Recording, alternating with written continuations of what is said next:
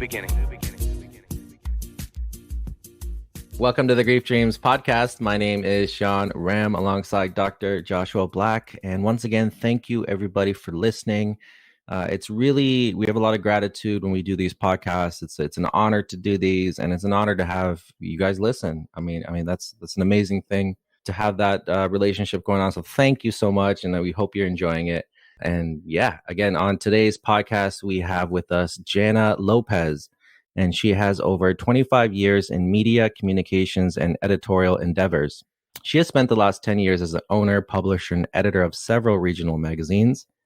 And as a word enthusiast, she's helped multi-million-dollar companies craft their stories and currently leads workshops and coaches clients about midlife identity loss and grief.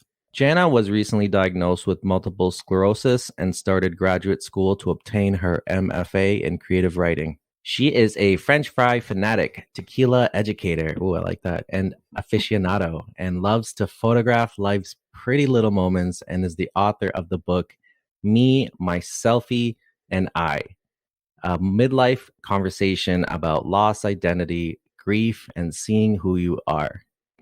Janna, welcome to the podcast. Thank you so much for having me. I'm thrilled to be here. Great. Just really quickly, what's your favorite tequila? There are so many, and I get that right question now. a lot. It's like asking right now. Fortaleza. It's called Fortaleza. It's handcrafted and it's lovely. Fortaleza. I'm gonna have to look that. I'm gonna write that down and look it up, and maybe I'll have a taste of that. All right, Josh, we can continue. So Sean tries to order some alcohol. So this is going to be a very interesting conversation because from reading your bio is that there was a huge shift in your life around your midlife. Is that correct? Huge. Okay. And so what is midlife? Is that like 40 to something or 30? That's a good question. I would define it maybe as between the ages of 40 and 60, although I've met people that have experienced midlife trauma or transition earlier and even later, but it tends to be around that 40 to 60 year period. And so if you go through your story on what shocked you about, I guess, hitting your 40s, like what changed for you to then have so much crisis and identity issues? Well, that's a good question. I think what happens is that we reach these pinnacles where everything starts to change in substantial and mysterious ways. So in that time frame, your parents may be ill or pass away. You have friends who become ill and pass away. Your children may move out. Your career may suffer some sort of a major blow or transition. And these things that we filter our lives through in terms of our own identities and our own relationships to ourselves are suddenly no longer there. Yeah, so you have these kind of crises pop up, and they're different than, I guess, the last 5 years of your life or 10 years of your life, where it can be really difficult. And I guess for me, I guess it would relate to, I guess, people dying around me, because I'm at that age where my parents are still alive, so they're not really there yet. And full disclosure, I'm 35.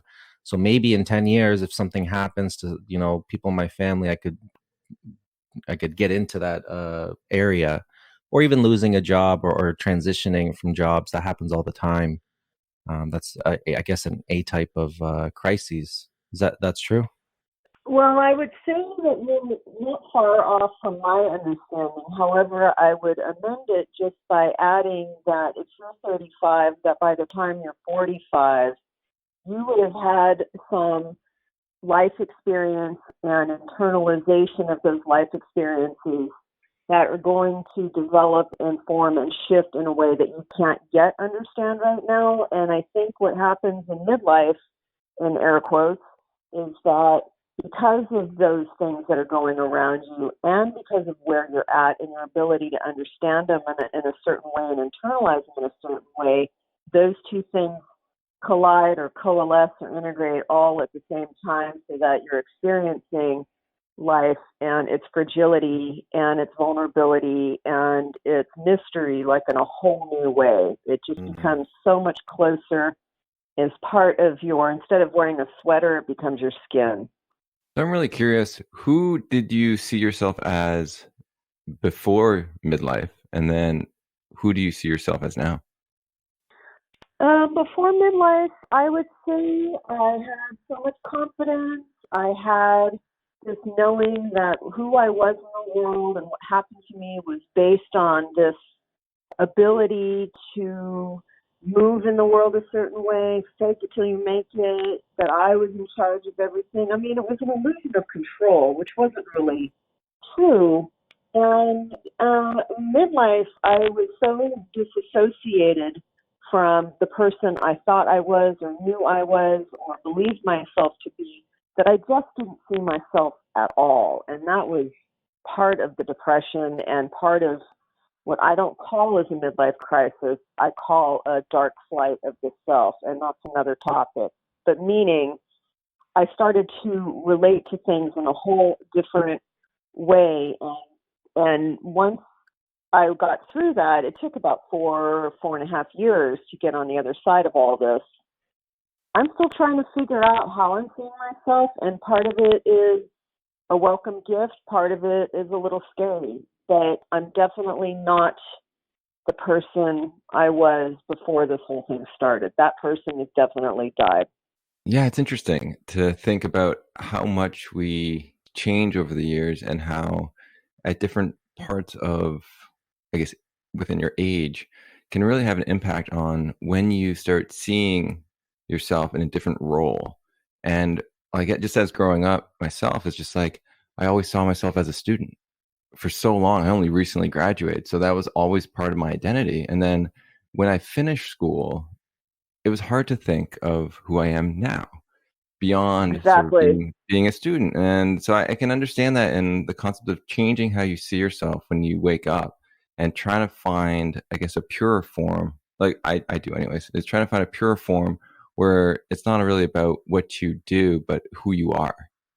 That's exactly it. I mean, that's the whole basis of the question that started me. I mean, that's exactly it. It's who am I, not for what I do, but for how I'm being, or who am I, not for what I produce, but for what I experience. And it's a completely different way of relating to oneself because we are so used to looking at ourselves and identifying with ourselves and knowing ourselves as what we do in the world. Like everybody relates to those roles and those titles as just part of who they are, but in truth, it's just what we do. It's not who we are. Yeah, that's very interesting. That's a interesting concept because I guess we all kind of attach ourselves to these roles and behaviors of what we think makes us. Like, I am a brother, I am a father, or I am a operations manager, and then that kind of feeds into itself of like, oh yeah, this is me. I'm a complete version of whatever. I have nothing to fear. And then when those things go, that can be a moment of, I guess, crises where you're like, what am I if not these things? That's And exactly it. yeah, and you grow attached to those things. And then it's about, I guess the way to combat that is to always reevaluating your internal self and being okay with that without all these other things. Yeah, and also we can't learn until it's time to learn it. As much Yeah. as I've heard so many cliches and platitudes about things, it didn't make sense.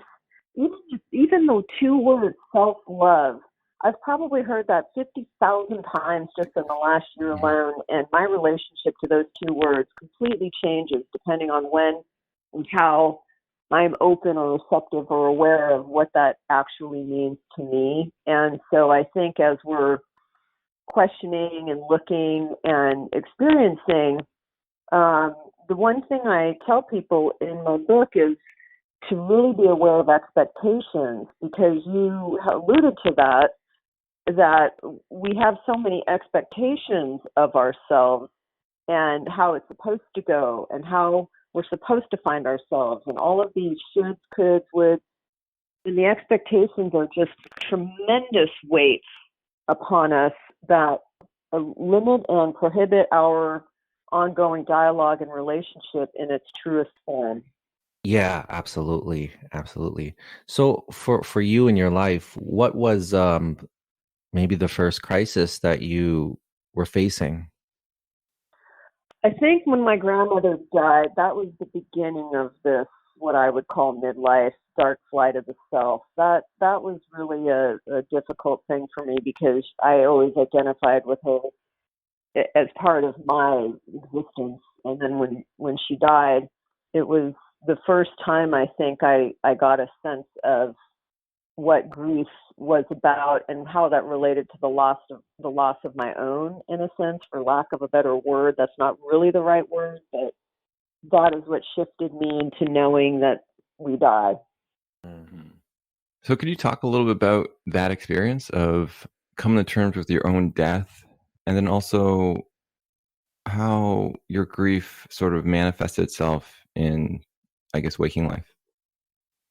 Well, with my grandma, it was long and hard and difficult, just because she was such a touchstone in my daily life. I had so much admiration and appreciation for her.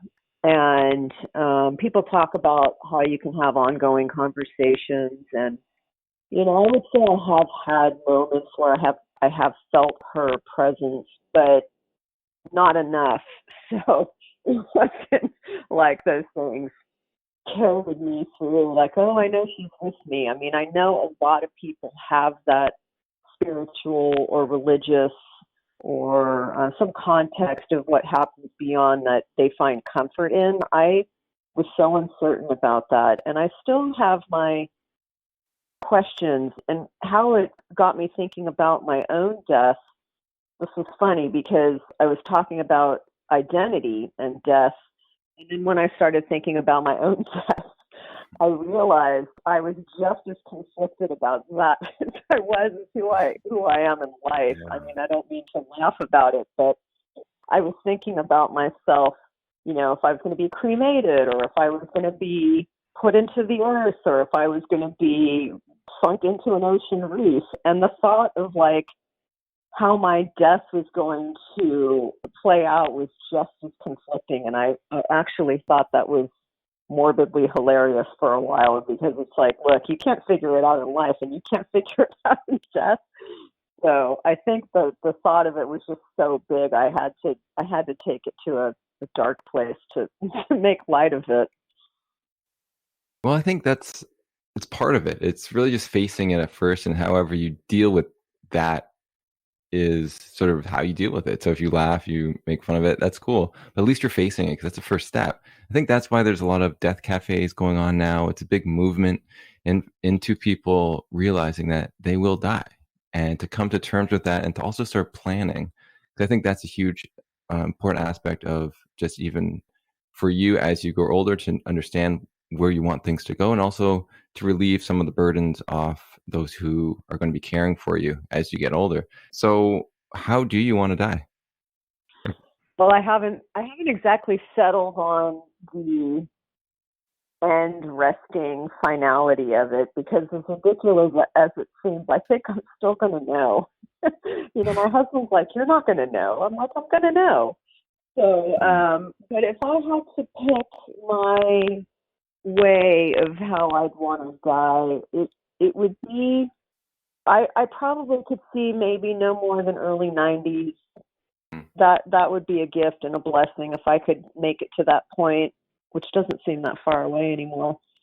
And it would be nice to be around friends and family, and definitely on my own terms and on my own choices. I think the thing when we imagine ourselves at those places, it's inevitable that something is going to occur physically, mentally, and I'm probably more afraid of losing my mind than having my body fall apart. So wherever I go at that end, I'm hoping my mind is still with me.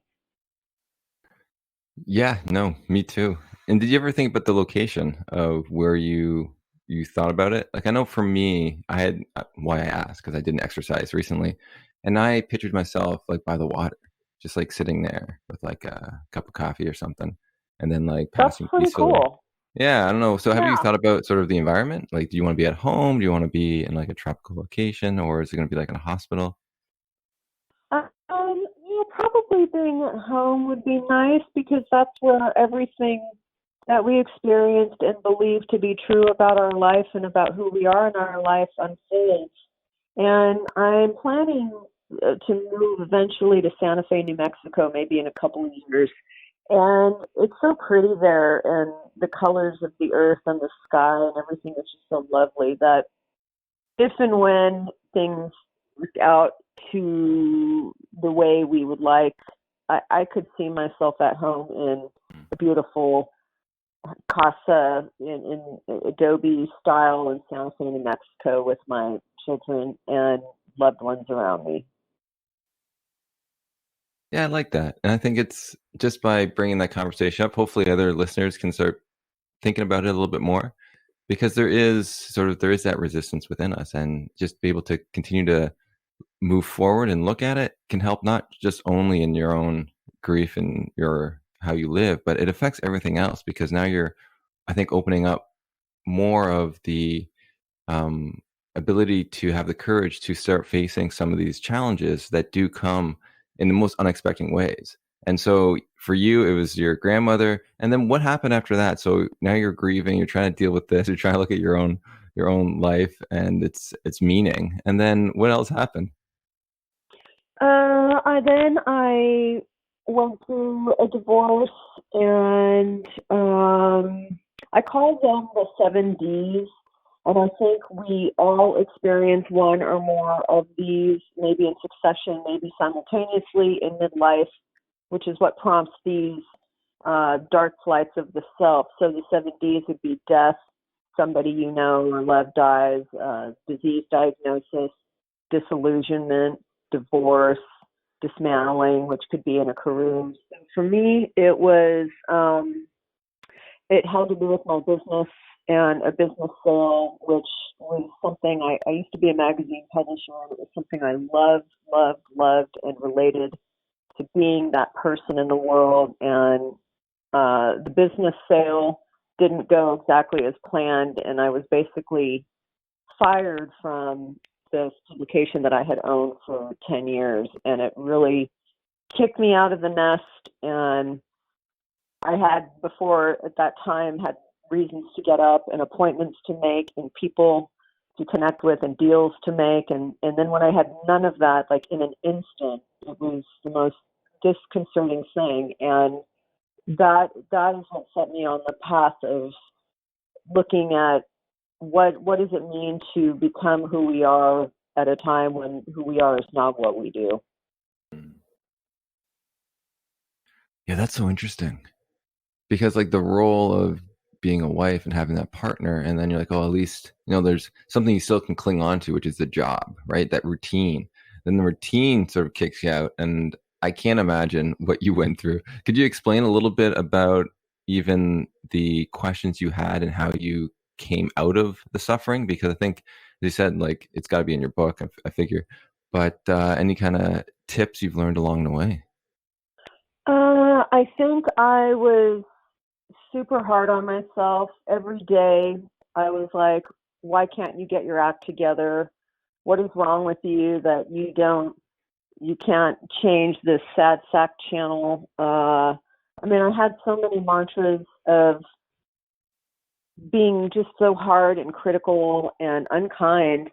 And once I discovered it as grief, and I thought to myself, gee, if my friend died, or if I had a friend who died and I loved that person and they died, would I be so hard on myself saying, get your act together every day? What's wrong with you? Why are you still crying? Why are you still in your pajamas? I mean, I wouldn't have done that if a friend had died. So like when I started thinking about things as grief and the complication of grief and the mystery of grief and how grief has such its own power and pathway and nothing that you can think about ever channels or diverts the way grief goes. And so I had a very clear understanding that what I was going through was a very heart-centric, spiritually based, I suppose, more soulful-based type of experience, similar and related to grief, whereas nothing my mind could have told me would have changed it. So that is what I tell people.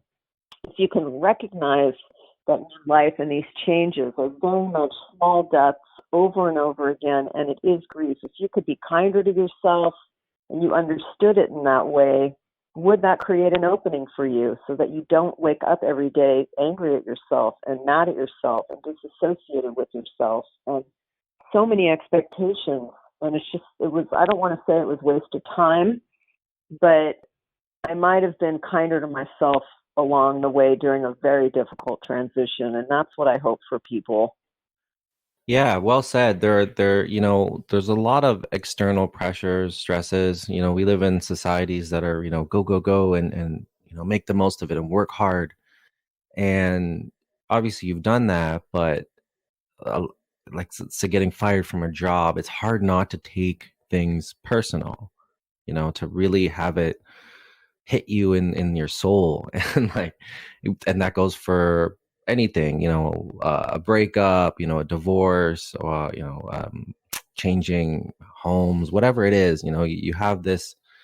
We tend to kind of, obviously we're hard on ourselves in that sense, and that can be difficult, and it's hard not to, obviously, like you said, is kind of detached from that, and to still be okay with who you are, and to be nice to yourself and kind to yourself during these times, just like it would, like you said, like a best friend died, or a grandparent died. Like you're not, we wouldn't think it was normal if you sat at your home and said, wow, why am I feeling like this? I shouldn't. I gotta get better.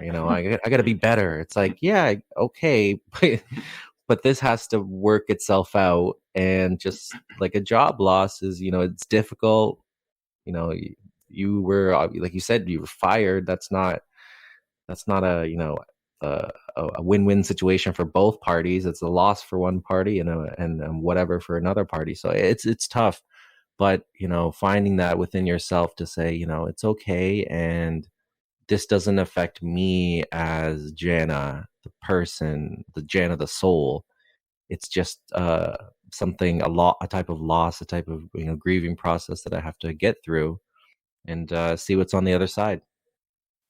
And I think because we were growing up in a time where social media is such a prevalent part of how we see ourselves in the world, it also places an undue, unrealistic amount of expectation that hinders the grief process in a very profound way that I don't think people are really aware of, like how much that hinders and gets in the way of having a relationship and a conversation with yourself when you're in the middle of grief. Oh yeah, absolutely. If we're all painting the perfect picture, then we're not really having a discussion, are we? We're just kind of like showcasing that, hey, this is my family, and oh look, we just had a baby, and oh look, we just had my husband just got a new job, or we just got a new car. That's the kind of the versions of ourselves we show on social media and Facebook and Instagram and all these other things. None of us are really posting pictures of our crisis, or us after a breakup eating a bunch of chocolate and trying to cry ourselves to sleep. Like that's not really social media worthy. There's no hashtag for that. Yeah. Hashtag cry myself to sleep. Hashtag depression. Yeah, and it's also how many likes are you gonna get? Like, that's obviously, we would see that as like, that's a tough one. Like, who's gonna like that? Like, it's like, because there's no like sad face like they have in Facebook. It's always a like, a heart. I think there are groups that are, yeah, absolutely. I think there are groups, and I think there are people in social media who are starting to be more honest and authentic. And I think those are the people, like, in the grief world, we see a lot of people with grief pages and Instagrams that are kind of showing the pain and showing a side of grief and death that we need to hear. So I think that's good. It does seem like there are those facets, but I think the majority, out of your, how many, let's say I have 300, 400 friends on Facebook, not the general vibe is to kind of, showcase the good stuff and not really go ahead and talk about the true inner selves. That's part of what I think prompted me, why I wrote the book and why I'm putting the book out there are two different reasons. And I think why I'm putting the book out there is because I want people to see and understand that there is a level of conversation and an openness and an allowance for the messiness of the process that is super important. And most of what I found out there when I was going through this was very superficial, and it was quick, easy fix solutions to very complicated problems. And nobody that I knew, at least myself, I didn't buy it. Like, I didn't believe it. And I wanted people to understand that if they don't bake that pie that they get from the Better Homes and Gardens magazine, that they think they're going to bake someday and then they don't, and then they feel bad about themselves, that's fine, because that's just not the right picture. Like, it's messy. It's like those Pinterest fails. My version of like trying to get a conversation going is much more like the Pinterest fails of the skeleton cupcakes that look like blobs. That's much more of the world I was walking in. So I'm curious, how is the conversation? So you wrote the book, but like, how's the conversation when you approach people with it? Are people willing to go there and ask questions about this topic, or is it still like in the back and they're like, oh, I'll get to that when I need to, kind of thing? that's a good question. I would say what has surprised me the most is, number one, men have resonated so deeply, which I didn't really expect. Not that I was excluding men in the conversation, but it is the perspective of a woman that includes menopause and other things. But men have stepped forward and said, wow, you have touched me. And I've gotten emails and things from long emails from men. That surprised me. I think that people are surprised by how honest it is. People want to share with me something that they wish they could do in their own life in midlife, or they've been relieved, like, wow, you really showed me something I didn't understand and I do now. So I have gotten such a mixed bag, and that I feel has been amazing. Like, that has been a beautiful part of this, which continues to unfold because the book is just out now for a few weeks. And that is something that, if any of us, even with what you do with your conversations, talking about death and grief, if you can connect with somebody at a deeper level who is willing to hear it, or maybe doesn't respond but will consider what you've shared, that's like the greatest gift. And I think just like when you have these conversations, you never know who's listening and how it's going to reach somebody. There's a hidden gift and a hidden beauty in that we never know how these conversations are going to reach people and how they're going to come back around. So I love that the serendipitous nature of this is a rock thrown in a placid lake that just ripples, and we're just there to witness it, which is awesome. Yeah, I like that too. And that was part of the learning process for me, is that when you do something, you just don't know, and to be okay with that and continue to do it based on it being right in your heart. And when you get those letters, that's why it's so exciting, because you just don't know. And when you hear from, I'm guessing people from all around the world will read your book and have an impact, and some will reach out, but most probably won't, just because they're doing their own thing. But I'm glad you're having such positive feedback for yourself, because anytime you do something and you change your direction, to be rewarded like that is such a beautiful quality to allow you to keep going. Because I know in my life, just even with doing the podcast and stuff, I know Sean can talk about it too. It's just like when you get that feedback, it gives you a lot more motivation to continue going. All you need is one person. And you're like, oh, wow, it's reaching people. Let's do this some more. Let's do this some more. Let's reach out. Let's continue the conversation. And I hope that, with you continue to get that feedback. And so what's next for you after this book? Are you going to do a coaching thing where you're going to help these people if they do have issues? Yeah. With their book? And I'm going to say, just on the heels of what you said, not everybody's going to love what we do, and people will be critical of what we do, and they will make comments about what we do. And that's okay too. Like I'm anticipating and expecting that moving forward, I will get all sorts of feedback. And the lesson for me has been to feel confident is not the right word, but to be allowing enough and accepting enough and happy enough with myself that I did something amazing and letting that land within me. And so that's part of it. And then for what's next, I want to speak to groups of all sizes, book clubs and conferences and professional conferences, people that want to understand how their professional lives and personal lives in midlife change. I want to be able to have the conversation and start a new conversation. Let people understand that what this is very tender, fragile, weird, funky junk, as I call it, of a time is delicate, and it needs support, and it needs conversation, a new conversation, not a superficial conversation. So I'm hoping to connect with people and help them one-on-one and with midlife coaching. If they want to get through some of this, I can help them work through it and just hear how the changes of our lives connect us, because we are more alike and we do have things that we experience, and there are many losses, and grief is complicated and lonely and mysterious. And I just want to be in the middle of these conversations to listen and share. I mean, I think listening is also very important, just to hear. People want to be heard, and they also want to be seen. So I want to help provide that space that gives them the room to just be where they're at and say, don't worry about it. You don't have to do anything or be anything other than where you are and who you are at this moment. Yeah, that's wonderful. And that's a way we can connect with people. I think doing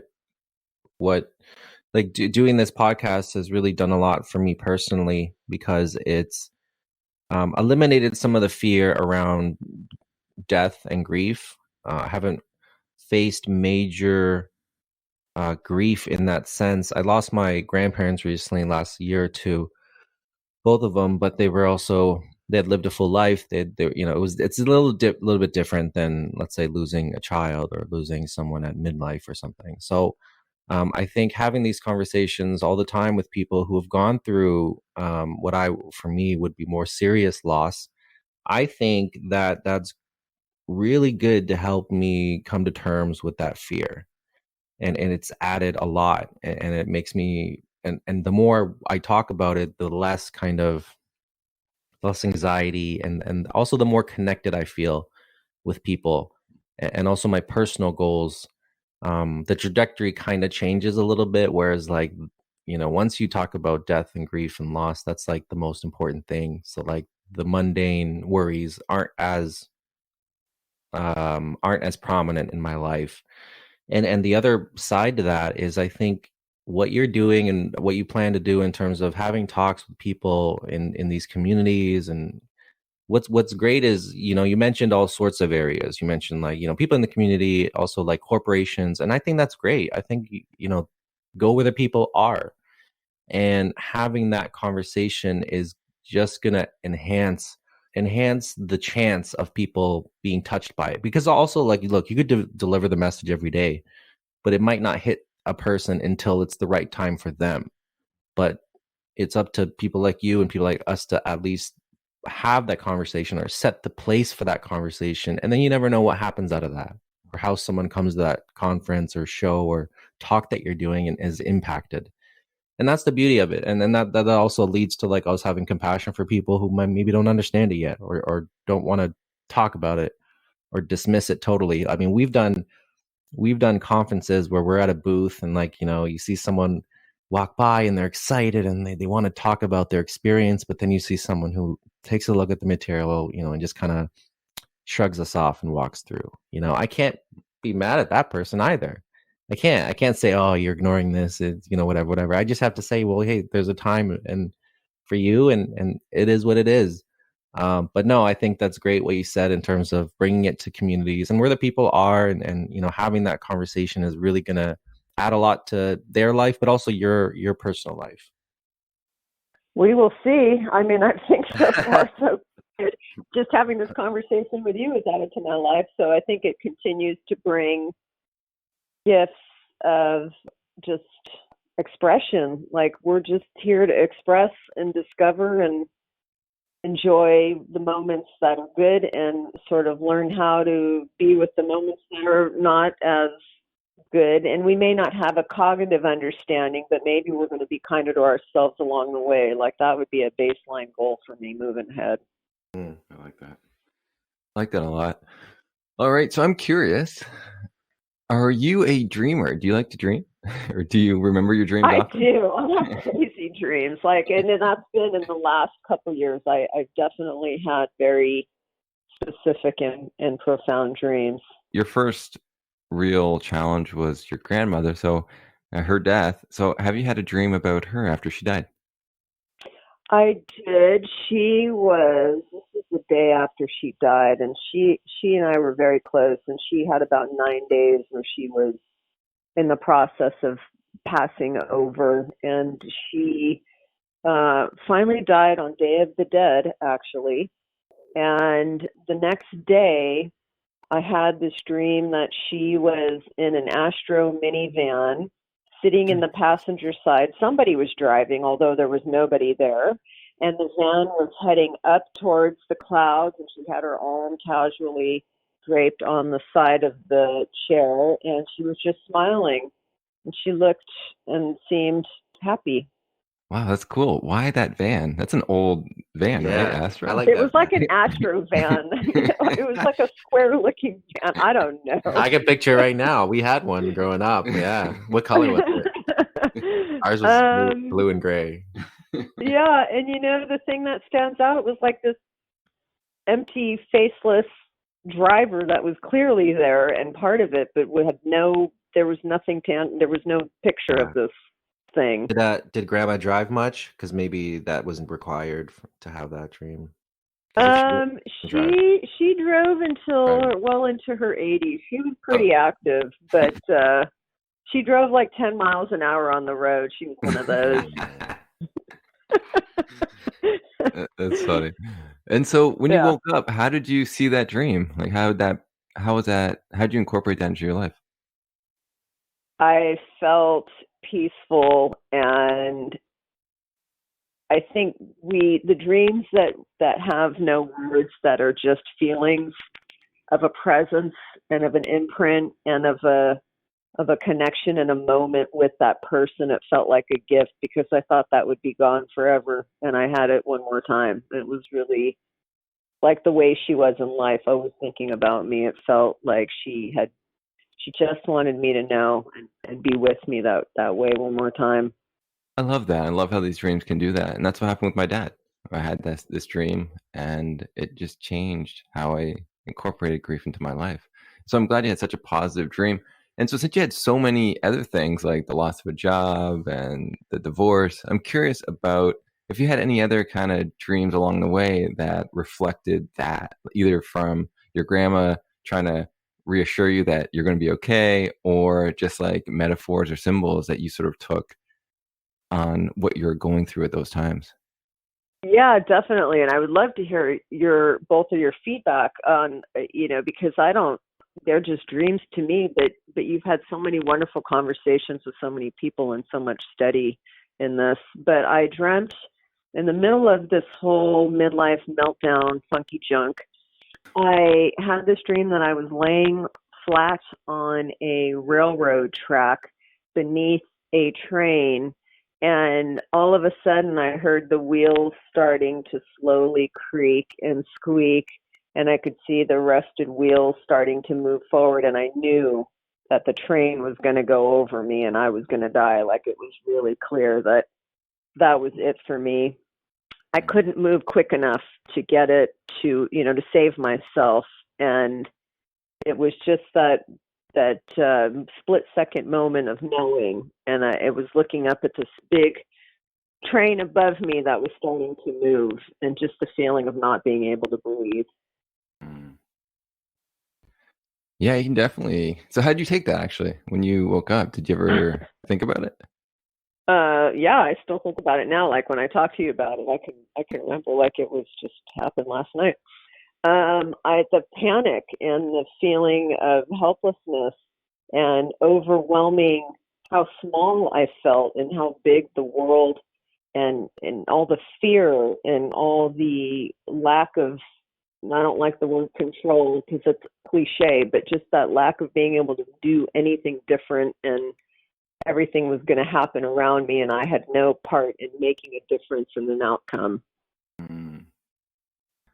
I like it. I think it's great, and I think it said it really reflects what you're going through at that time, and sense of the helplessness and the emotions. Did you ever think about why it wasn't a car and why it was a train? No, but I that's a great question. I mean, a train is so huge and massive, and I don't know. There's something about the sound of the squeaking wheels on the tracks. It's such a distinct sound. It's not like I grew up around trains or even been around trains very much, but there Mm. was something really concrete and tangible about that squeaking metal on metal sound. Mm. Yeah, and also like if this dream was supposed to happen, that's a definite way to die. Like a car, you could still kind of live possibly. Mm. If it was coming at you slowly, I mean, a lot of people have lived after being run over by cars. But a train, especially moving at that speed slow enough for you to process what's going on. Did you have time to think about, okay, I'm gonna die, and think about, I guess, my family or whatever you hold dearest, and wonder about No, I just knew I was gonna, that was my end. Mm. Yeah, the way I sort of look at the train is a train has many compartments. So it's usually not like a car is very just like one compartment basically. But with a train, there's so many different ones. Like, oh, that's why it takes like 9 hours for it to cross the the bridge or whatever. So it's carrying so much, and as you said, like you're dealing with so much. So it wasn't just like the death of your grandmother, because that could just be a car, right? It could be her running you over. It would be like a symbolic sort of thing. But you had so much that was forcing you to change, and it was killing you in the Right. sense of the aspect of your identity.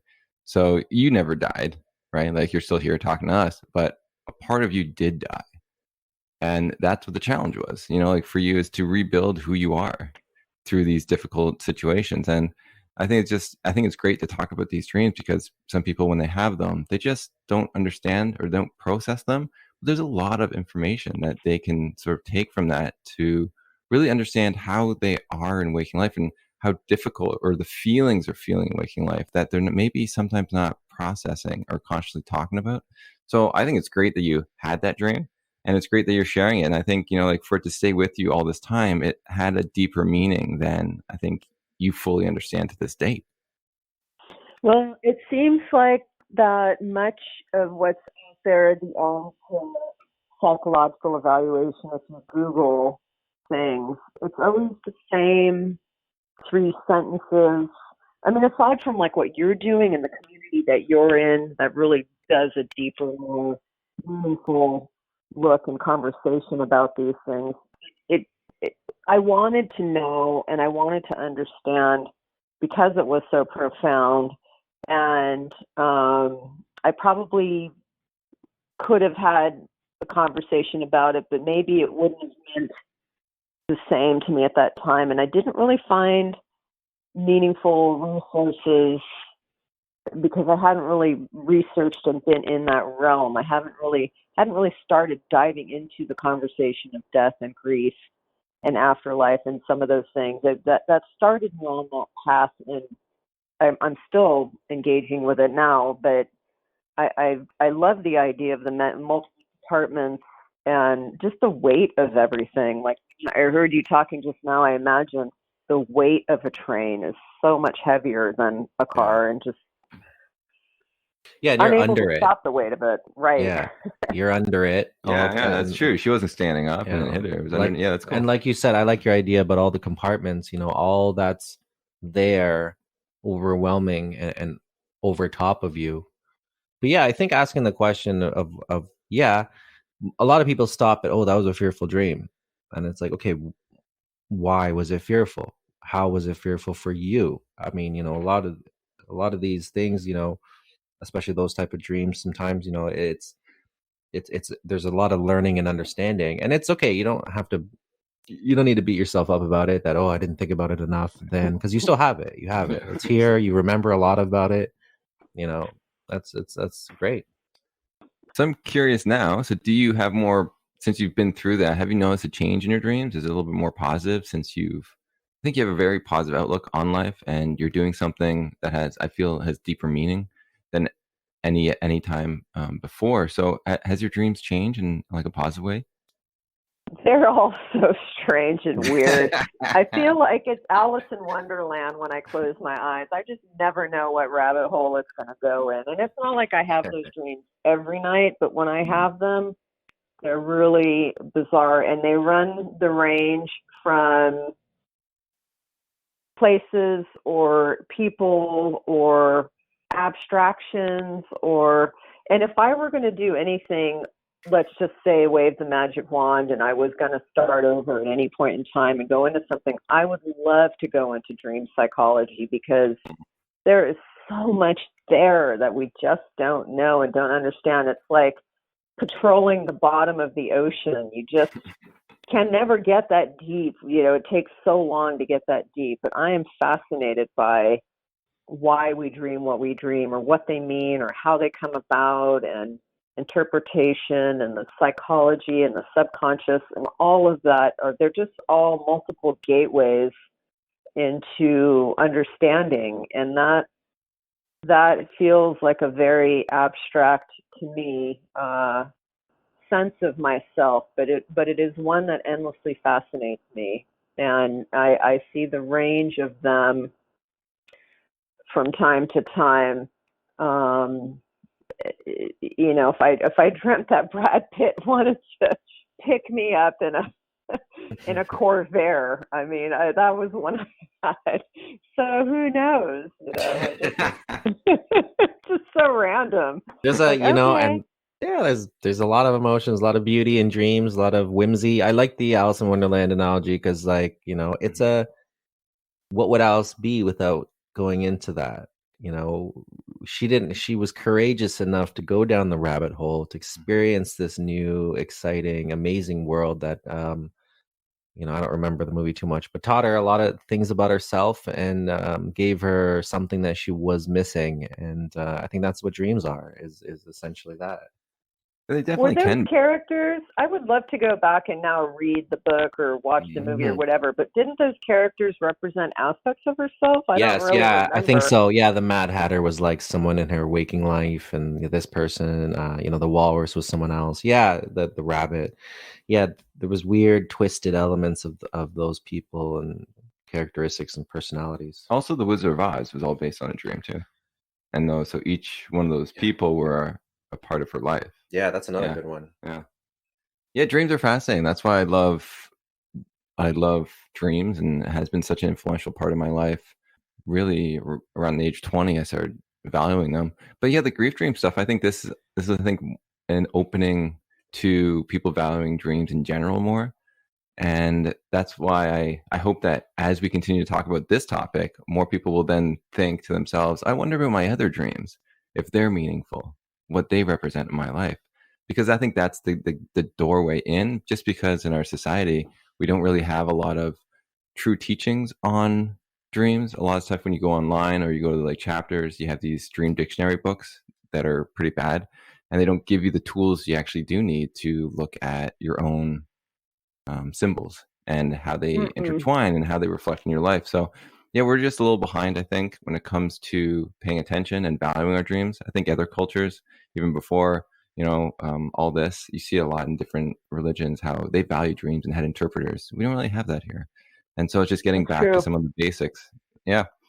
So I'm curious, if you could have one dream tonight of someone who's died. It could be your grandmother, or it could be, someone else, a celebrity. Who would you want to dream of, and what would that look like? Well, I probably want to dream. I mean, I had two answers like right away, because when you said celebrity, and at first I thought about my dad, but then I thought about John Lennon. Mm. So, I think just because John Lennon was such an expressive artist and had so much wisdom in such a small space of words and images, that to me that's like the quintessential form. When there's a lyric that says so much behind it without having to say more than what it is, I love that aspect of like expressing, whether it's through writing or photography, that there's one thing that can mean so much, and I think John Lennon is that guy. That's pretty cool. And so how would you want it to all like play out? Would you want him to sing, or? Oh, that would be awesome. Okay. But I think serenade you? It's just serenade you. It would be nice to sit next to him at the piano and just not have to say anything, and just have him be who he is and do what he does, like with his magical knowing and his magical expression and his magical way to connect at such a deep level. That's cool. I like that. And music touches us in different ways, and so to be able to just embrace that'd be a really cool dream. I really hope you have that. And I want to I want to say too, you're not the only one who's had, Paul McCartney actually had a dream of John Lennon, and it's actually, I posted it on the Grief Dreams website under Dreams and Pop Culture. He went on the Late Show and talked about these dreams he has of him. So yeah, if you're into John Lennon, you probably like to hear those dreams that Paul McCartney had. I will go look at that. Yes. No, yeah, that's a beautiful dream. I like it a lot, and I like what you said about music. And you're absolutely right. There's sometimes a chorus or a line that just touches you and hits you, and you could be driving or doing something, and you'll stop, and it'll take you back to a place or an emotion. And that's the beauty of music. It is a soundtrack to our lives. So yeah, we're definitely going to wrap up with that. Janna, it's been wonderful. Thank you so much for sharing about yourself and about your life and the book that you've written and what's going on. Could you share your handles and where people can find the book? Sure. So the book is called Me, My Selfie, and I, EYE, a midlife conversation about lost identity, grief, and seeing who you are. It's available at all of the major online retailers as well as BookBaby.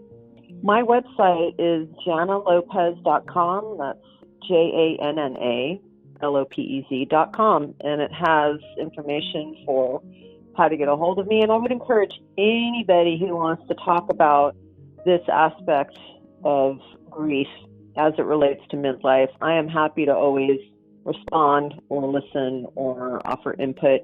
And I would be happy to come and share at any conferences or workshops that made sense. So this has been really interesting. You guys ask amazing questions, and good for you for having them and for providing this for so many people. Oh, thank you so much. We appreciate it. And also you as well. You did a phenomenal job on this podcast, and it was just a great conversation, and time really flew by. Yes, it did. I'd like to mention one thing. I think for me talking to you, one of the takeaways I got was that a lot of times in life we search for a best friend. And I think through all this, what I get from all this is becoming your best friend. And I think that's really what it's all about, is valuing yourself. And so when these crises do happen, because they will, you're your best friend. So you're not criticizing yourself as you would if you weren't. And so I'm so happy that you brought that to light, and you're able to learn that in this lifetime to be able to then help others be a little bit more proactive in dealing with the stresses that come about. Because as much as you're talking about midlife, you're really just talking about life in general. Right, just kindness, general kindness. Mm-hmm. It's maybe being a better friend. I'm working on the best part, but definitely better. Yeah, me too. We all are. Yes. Excellent. Thank you so much again. And people, you can check out our platform at griefdreams.ca for more information on the topic. We added a donation button, and there are perks to those who donate. And thank you so much to everybody who has donated to Patreon. Again, thank you for helping to support us. If you have Facebook, you can join the Grief Dreams group. You can share your dreams or hear more dreams of others. We're on Twitter and Instagram at Grief Dreams. And as always, we like to end the podcast. Oh, actually, before I forget, we do have another podcast which we like to promote, and it's called the Grief Cafe Podcast. So check that out on iTunes, and hope you enjoy that. And as always, like to end the podcast with love and gratitude from us to you.